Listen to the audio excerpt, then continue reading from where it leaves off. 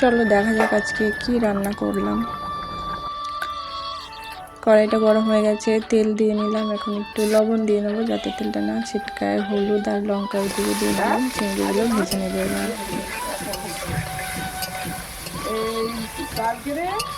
চিংড়ি ভাজা হয়ে এসছে কমপ্লিট। চিংড়িগুলো তুলে নেব।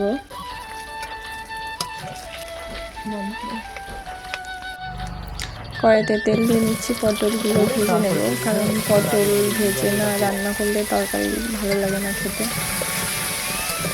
তাই পটলগুলোকে একটু ভাজা ভাজা করে নেব। পটল ভাজা কমপ্লিট হয়ে গেছে, এগুলোকে তুলে নিচ্ছি। একটা পড়েও গেল।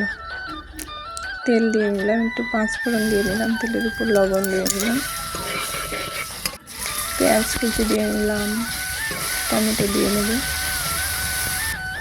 টমেটো আদা বাটা দিয়ে মশলাটাকে ভালো করে আগে কষিয়ে নেব।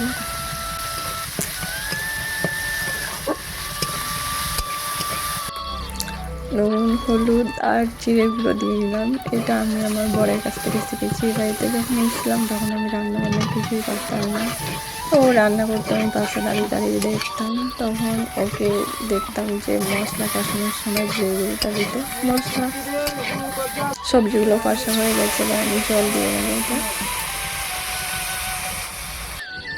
সিদ্ধ হওয়ার জন্য কিছুক্ষণ ঢাকা দিয়ে রেখে দেবো। এদিকে তরকারি রান্না হতে হতে আমার ভাতও হয়ে যাবে। ভাতটা ফুটে গেছে। দেখি তরকারির কি অবস্থা। ভালোই স্মেল বাড়ছে।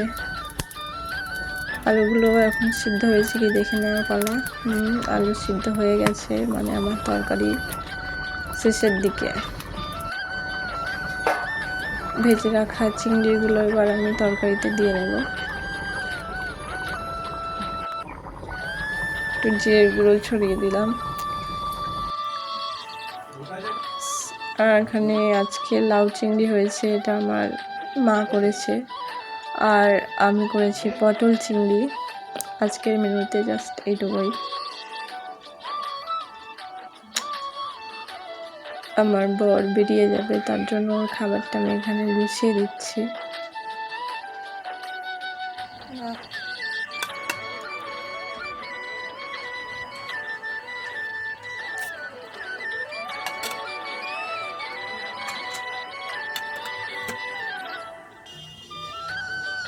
গাড়ি মুছছে আর আমাকে বলছে একটু তো গাড়িটা পরিষ্কার করতে পারো। তা আমি বলছি পারবো না। চলো এখন চলে যাচ্ছে।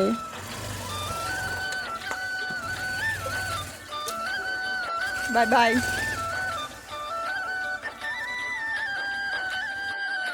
আমার সব কাজ কমপ্লিট, আর কোনো কাজ নেই। চলো বাই বাই, দেখা হচ্ছে নেক্সট কোনো ভিডিওতে।